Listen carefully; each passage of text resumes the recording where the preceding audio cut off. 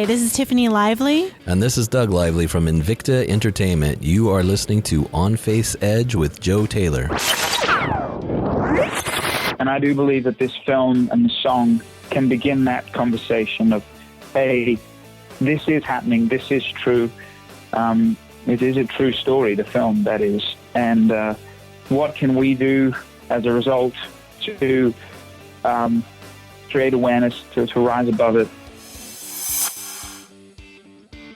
Thank you to Doug and Tiffany Lively for the introduction. Doug and Tiffany are releasing a really interesting documentary called Identity Project, where they traveled across the country asking, what is your identity in Jesus Christ? You can hear our conversation at onfaithsedge.com/71. That's onfaithsedge.com/71. Hi. Hello. Welcome to the 72nd episode of On Faith's Edge. My name is Joe Taylor, recovering atheist and your servant in Jesus Christ. This is your place to hear conversations about God and living a life of faith in Jesus Christ. Wow, today I have a fantastic conversation. I speak with multi-Grammy and Dove Award winner Joel Smallbone about the new movie Priceless, just released on Blu-ray and DVD. If you don't know the name Joel Smallbone, I'll bet you know his group. Joel is the front man of the multi-Grammy and Dove Award winning group For King and Country. Along with his brother Luke, For King and Country has sold nearly 1 million albums and a U.S. tour. I've seen this tour, and it is fantastic. These guys put on an amazing show. Musically phenomenal. Visually, the show is out of this world. If you get a chance to go see For King and Country live, you will not regret it. Absolutely fantastic. In the movie Priceless, Joel makes his big screen acting debut in a feature film, and this subject matter is something he's long felt passionate and committed to. And you can tell in the conversation that he is passionate about this subject, and it is very, very important to him. The movie Priceless is inspired by true events. Priceless is a powerful drama and thriller about James Stevens, who was at one time a good man with a great life. But that was then, and this is now. After the tragic death of his wife and losing custody of his little girl, James is at the darkest crossroads of his life. Angry, desperate, and unable to hold a steady job, he agrees to drive a box truck on a shady, one-time trip cross-country for cash. No questions asked. But when he discovers what he is delivering is actually who he is delivering, he is compelled to save two beautiful and frightened sisters who are unaware of the danger that awaits them. During this conversation, we of course talk about the Priceless movie. We ask why this movie and this subject is important to the Smallbone family. Why are people starving for the message Priceless brings? We speak of the reality of human trafficking and the Priceless Movement and how you can get involved. Let's listen to the trailer and then we'll go straight into the conversation. We're all on a journey. But it seems somewhere along the way I took a wrong turn. And then it happened. And I never even saw it coming.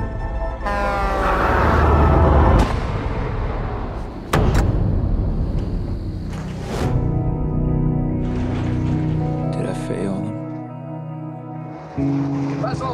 Did I do what needed to be done? Hey, the girls, where are you taking? It's not your problem. If you're hearing a little voice that's telling you to stay, you might want to listen to that voice. I want to shut this thing down. I see you dressed in white. How could you just leave us? You have to trust me. That work is broken for you. I'm gonna make this right. Congratulations on the Grammy Awards and the Dove Awards. 2 Grammys, 4 Dove Awards. Mm-hmm. Joel, this really must be an exciting time for you and your band and your family. It's about time someone in your family has some success in the music business, huh? You're very kind. And yes, we do stand on the shoulders of giants, though. I will say in many ways, Luke and I and For King and Country are a legacy band of our older sister, who you know, Joe, Rebecca and James. We traveled with her growing up, and that's really where we fell in love with music and learned the craft and the art of it, for sure. We all owe our success to those that came before us. I got to tell you something, Joel. Yeah. I saw For King and Country a few years back in Cincinnati, and I think you opened up for the Newsboys at the time. That's right, yeah. What a fantastic show, man. I've probably been to dozens of concerts in my life, and I'll share this with you. I've only bought 2 albums on the spot at a concert. The first one was Iron Maiden's Peace of Mind back in the 80s. Yeah. And the other one was For King and Country's Crave. So there you go. Wow. What a high honor. And that's a long distance as well between album purchases, by the way. There's a few decades tucked away in there somewhere. Absolutely, man. Absolutely. Well, maybe we can have you back on the show to talk about the success for King and Country and your faith a little bit. But today I really want to talk about the movie Priceless, which is just being released on Blu-ray and DVD this week. This is Valentine's week. It's being released this week, and what an exciting time for you. Priceless has had fantastic release numbers for an independent film. Without giving too much away, tell us about the movie Priceless and what folks can expect from the movie. Yeah, well, it's certainly been a labor of love.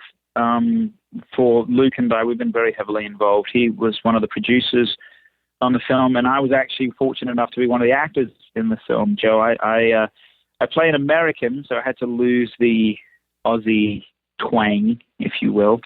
But my character's a very normal bloke by the name of James Stevens. He's just struck with extreme tragedy. He lost his wife in an accident and kind of derailed after that.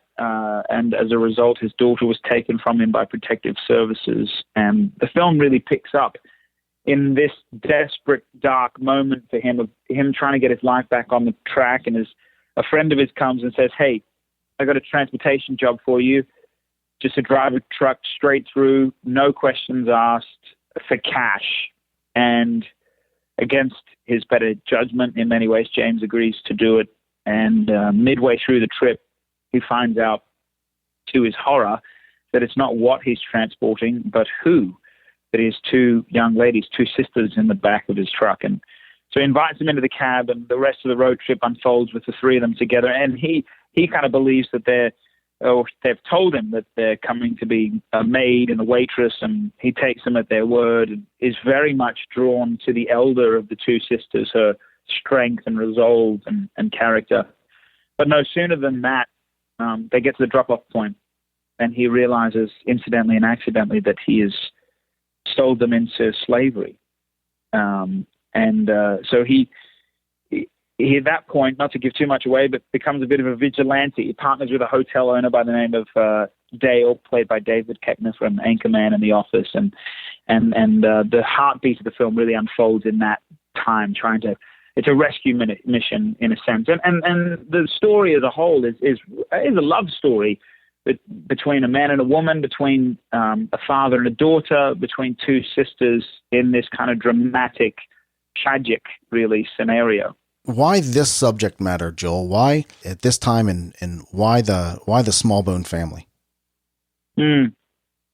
Well, going back to probably about 5 years to the beginning of the band, Luke and I had just started traveling, and simultaneously he had gotten married to his now wife, and I met my now wife, Mariah, at his wedding. She really had no right to be there. She was sort of a wedding crasher of sorts. She was brought as a friend +1 with the intent to introduce her to me and vice versa. And it worked. And so naturally, as we started doing shows, Luke and I, this idea of love and romance and commitment, relationships was very keen on our hearts and minds. And so we took it upon ourselves just to stand on that stage and share a simple message, really, of charging us as men to be chivalrous in how we love and celebrating a woman's worth. And it was exciting, but I got to tell you, Joe, it was almost alarming to see the response from people, almost like they were starving for this message, particularly our generation. And one of the tangible things we did was we and still do, we brought over a load of Australian 1-cent coins, and we framed them, and we made necklaces out of them, and we called it the Priceless Necklace. And to date, I think we've seen upwards of 500,000 men and women, boys and girls over the last few years grab one of these necklaces or the bracelet and rally around this cause. So it was in that time that we went to our brother Ben, who's a filmmaker, and we said, hey, man, we really feel like there's a story that needs to be told here.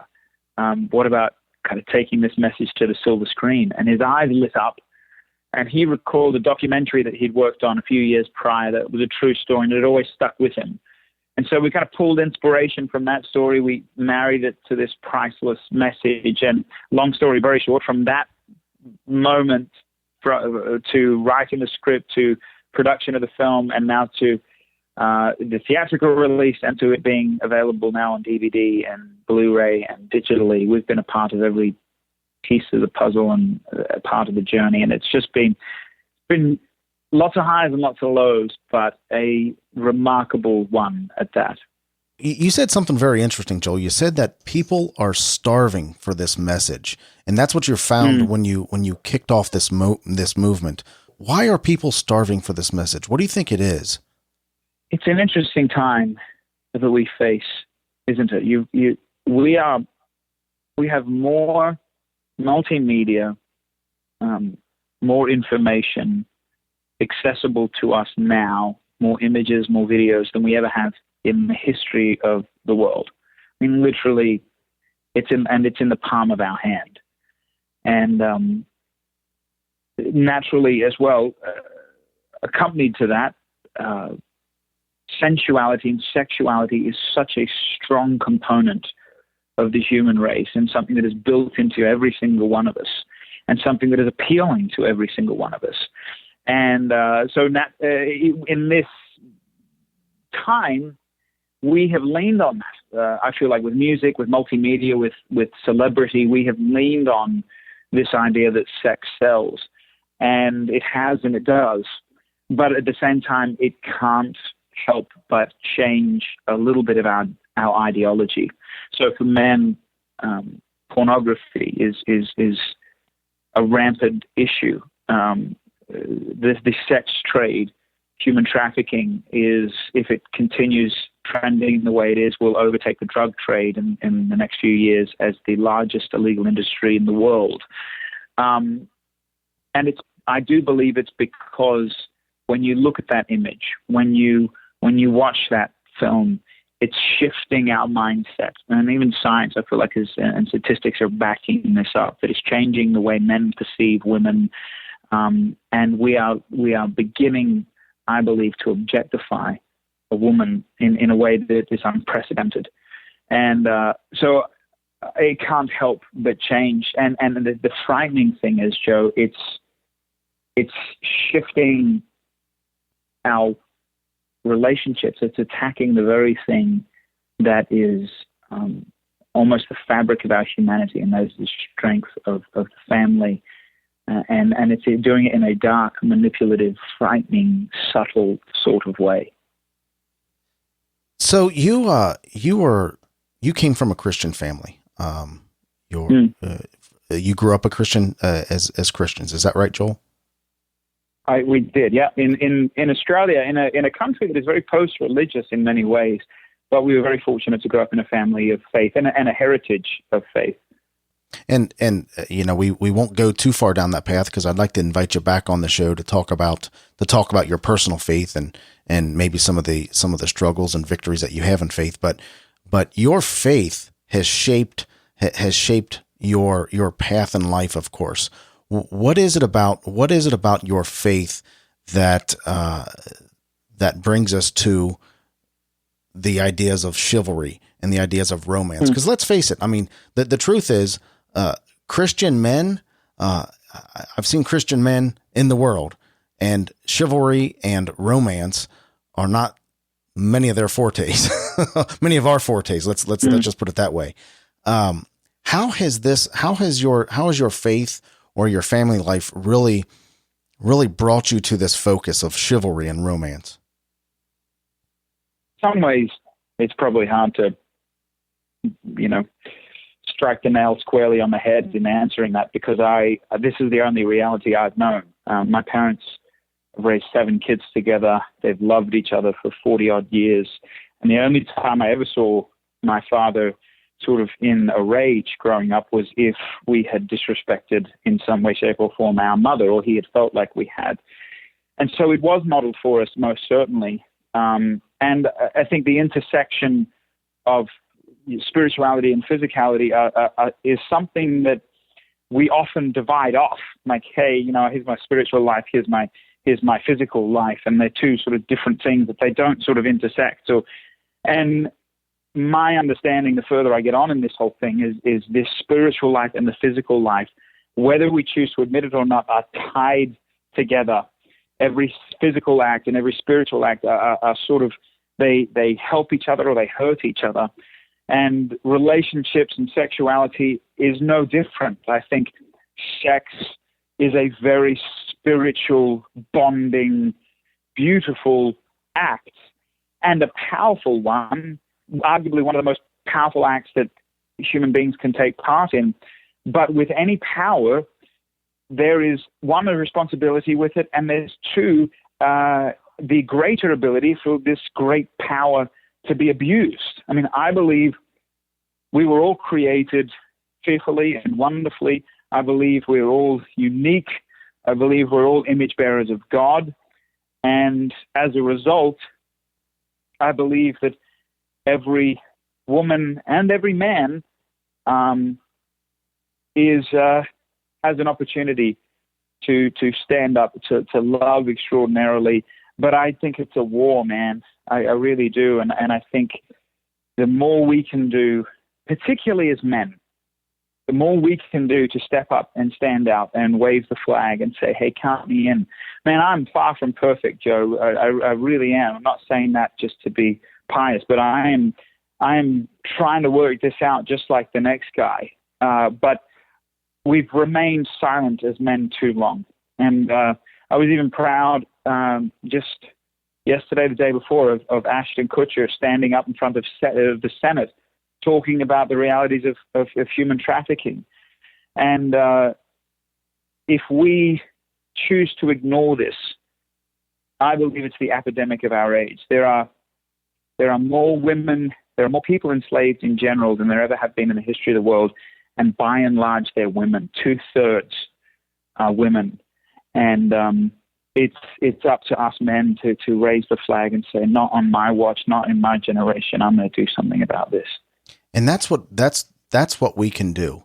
We can make that statement. We can make that stand and say, you know what? Not in this time. Not on my watch. I love that, Joel. Not on my watch. This isn't going to happen here. And do you think that the Priceless movie, Ashton Kutcher's comments and some of the other stuff we've seen, do you think that as a society we're waking up to this and we really are in a war and the battle lines are being drawn? Well, particularly in a time, Joe, where there seems like there's not a lot we can agree on. Politically, socially, it seems as though everyone is picking sides. But if there is one thing we can agree on, it's that we can agree on the power of family. We can agree on the fact that love will triumph hate. And we can agree on the fact that every human being and every woman is indelibly, by the grace of God and the nature of God, is priceless and deserves to be treated like such. And it's funny, I feel like if we were able to really harness this, then I do think it can change culture. I do think it can change ideology. I do think it can change relationship. I do think it can break addictions and shame that a lot of us men particularly carry around because of this powerful thing, our sexuality, that has been shifted into a great weakness and a great addiction in some ways for a lot of us. The Priceless movie the Priceless movie. There is the Priceless book now. This has become a movement, the Priceless Movement. And I think you've alluded to that during our conversation. This rises above the noise of Hollywood and its portrayal of what a love story looks like. How do we proceed with this Priceless Movement, Joel? I think there's two hopes for us. And I think Luke and I in the band and even the film, we feel like we're just spokes on the wheel of this greater message that is the Priceless Movement, as you called it. But one, the hope is with the song and with the film and even these conversations that we do look inward. And as men particularly, we ask ourselves, hey, are we predicating this issue? Are we promoting it by the way we're interacting with women, by the things we're looking at and the things we're feeding ourselves entertainment-wise? Or are we fighting against it? Or are we just doing nothing? And then secondly, I think there's a great question socially. What are we doing? What conversations are we having? Or are we just turning a blind eye? And as the famous saying goes, evil prevails when good men do nothing. And the fact of the matter is, this industry, let's just take the human trafficking industry, for instance. It is like any thriving business. It is supply and demand. You get rid of the demand, which is by and large men, and the supply diminishes. And so it's a charge, most certainly, for us to look inward and then to look outward socially and ask ourselves the great question of how can we champion this? What can we do to raise awareness and to begin a conversation and to hold each other accountable, to know what we're looking for even. And I'm reminded of an article I read just a few days ago that airlines are starting to encourage protocol for their flight attendants to know what to look for when it comes to a young lady being trafficked against her will. These sorts of things, it is time. And I'm hopeful, Joe. I believe that things are changing, and I believe that the conversation is being had, which is so thrilling to be a part of. How do you hope people are changed after seeing this movie? I hope they're inspired. I really do. I hope there's a greater knowledge, particularly for women. I heard a story just recently about a mother and her two daughters, and they went to a restaurant, and the mother noticed this gentleman that was sort of kind of eyeing them and sitting a bit close, and he was on his own. And then they went to the shopping center, to the mall after that, and she noticed that he was there again. And then even as they walked out to the car, she saw him once more, kind of keeping a distance, but eyeing them. And she turned to she was horrified, as you can imagine. She turned to her two daughters, teenage daughters in the car, and she said, "Did you see that?" And they both looked at her 100% oblivious and said, "We don't know what you're talking about." And that's part of the danger, is the conversation is not being had. And I do believe that this film and the song can begin that conversation of, hey, this is happening, this is true. It is a true story, the film, that is. And what can we do as a result to create awareness, to rise above it, and to know when something is taking place and to call it for what it is and to step in. Well, the band is For King and Country. The movie is Priceless. And as far as I'm concerned, one of the most important movies of the year. Joel, before we go, how can we get more involved in the Priceless movement? Well, appropriately, you can go to pricelessmovement.com, which is actually sort of the call to action at the end of the film, and you will find a load of resources, companies you can partner with, ways to get plugged in, places to even donate money to help alleviate this. And then you can partner with us as well as the band. Our social platforms are just our name, For King and Country, all spelt out. And you have our word, Joe. We will continue to carry this mantra on as long as the band is around. Joel, thank you for your music, brother. Thank you for this movie. Thank you so much for coming on. We appreciate you. Great to be with you, my friend. God bless, brother. Priceless is available on Blu-ray and DVD at Amazon.com. You can find more about the Priceless Movement at PricelessMovement.com. These links, as well as all the other links, can be found in today's show notes at onfaithsedge.com/72. That's onfaithsedge.com/72. If you suspect human trafficking, contact the National Human Trafficking Resource Center 24 hours a day, 7 days a week. Toll free 888-373-7888. Again, that's 888-373-7888. Or you can text HELP or INFO to 233-733. Again, that's help. Text HELP or INFO to 233-733. Well, that'll wrap up today's show. Thank you to Joel Smallbone for being with us today and a fantastic conversation. And thank you for listening. You mean a lot to me, and you mean a lot to the show. Remember, God is real. He loves you, and so do I. God bless.